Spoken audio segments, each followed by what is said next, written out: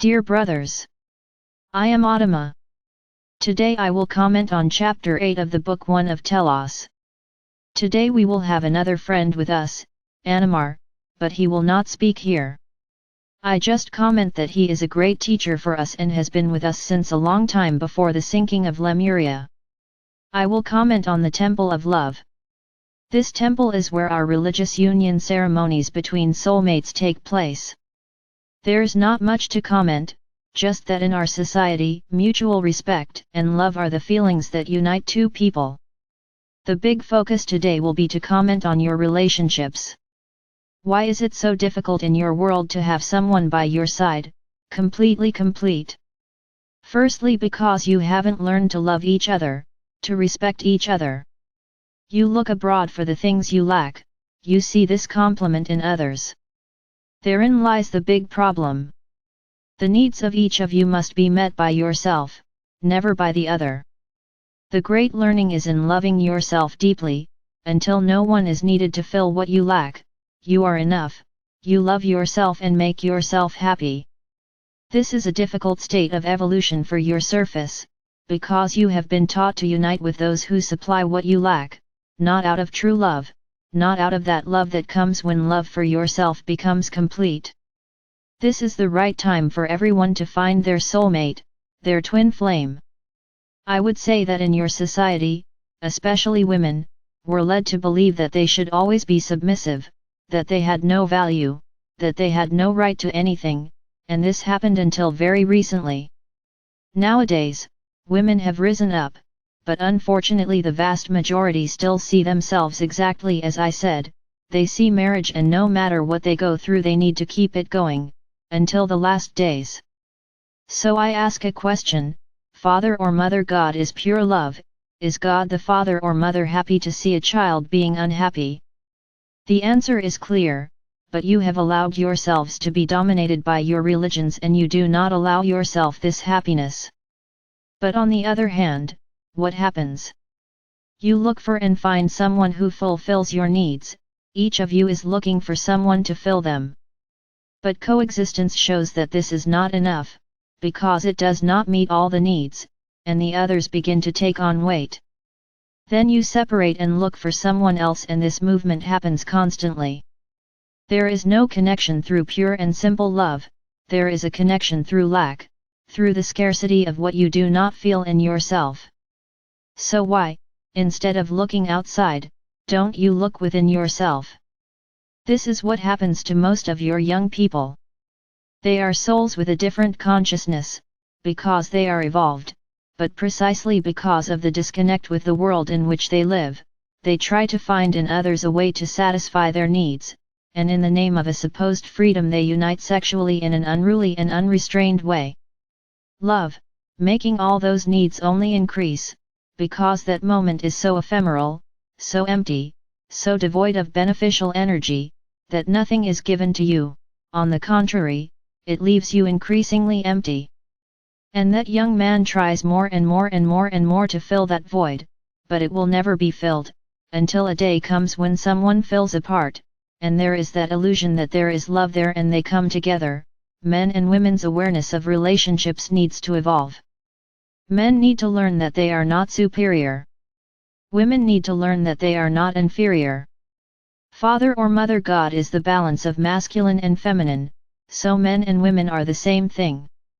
Nobody is superior to anyone else. Nobody is inferior to anyone. This imbalance is what brought your society to the level it is today, with so much imbalance, so many separations, so much violence, especially against women because they are rebelling. They are putting an end to it, but men still don't accept it because they see themselves as the dominant one, as the one who cannot be contradicted, as the one who has control of everything and does not accept being challenged. There will be a time when you will reach the level we are at today, where people stay together out of love. And as you saw in the book, there is connection and commitment. The connection is two souls that come together, but without the objective of children. They come together to evolve together, to learn from each other, and if later on they think that there is no longer that flame holding them back, they separate and follow other paths.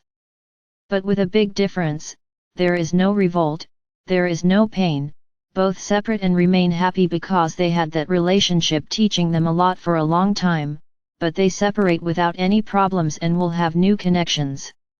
Until one day they find those who effectively complete them, and then they make the commitment to live for eternity. For these couples, yes, they are allowed to have children.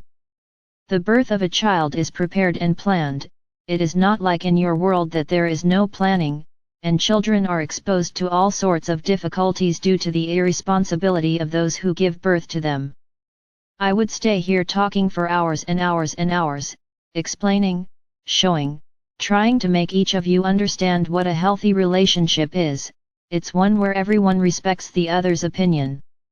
There are opposing ideas, but neither of them prevails, because that is how it has to be. A consensus is reached and no one feels victorious or loser. There is growth for both, there is a constant attempt at balance and especially respect, because when respect for one for the other ends, there is no longer a relationship, there is no longer a union, and many have lived in this type of relationship for many years, becoming unhappy, and not bringing any kind of evolution to himself. Father or Mother God's goal for every being on earth is joy and happiness. And joy and happiness are possible for each of you. The day you fill every need you have, but by yourself, with internal change, with a change in thought, with actions, but all done by you and never by others, you will find balance. If you need someone else to live, you won't be happy with them, because you don't love yourself.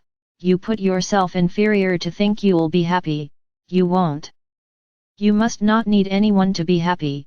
The union must be of souls of total compatibility in everything that both have learned, but that one does not need the other.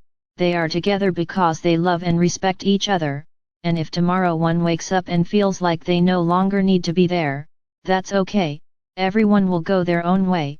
These are not easy concepts for you to accept. Many here are shaking their heads negatively, but I only have one thing to say: this is the future, and if you find it so difficult to live within this future in this way, the journey will become very difficult for you. So I just guide you: start reviewing your paradigms, start reviewing your concepts, but mainly it's not believing in what I'm saying, it's starting to love yourself deeply. And when you know that you love yourself deeply and that you don't need anyone to make you happy, then at that moment, you will be complete and people will be attracted to your life. But you can also break these connections at any time, without pain and without revolt. Are you ready to live it? Think about